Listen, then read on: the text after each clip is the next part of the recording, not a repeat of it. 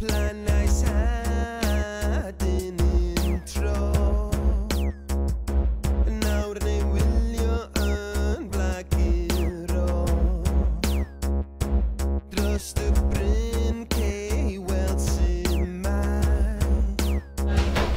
you a little bit of insight into the history of where these things started and how we came to us everyday folk wearing tattoos.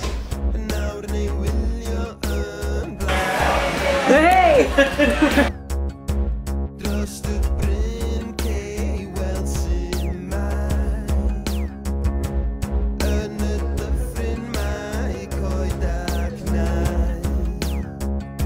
It's like wearing permanent jewellery for me.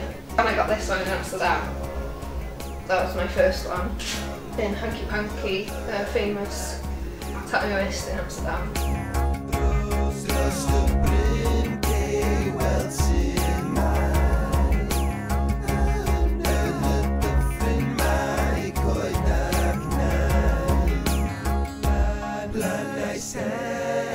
Plaguro mis nesa, 30th of May, ac mae director famous Mark Evans di wneud ffilm amdan Deilr Edwards, datblygu.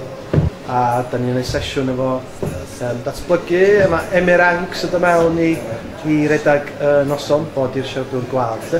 So, dewch yn lle.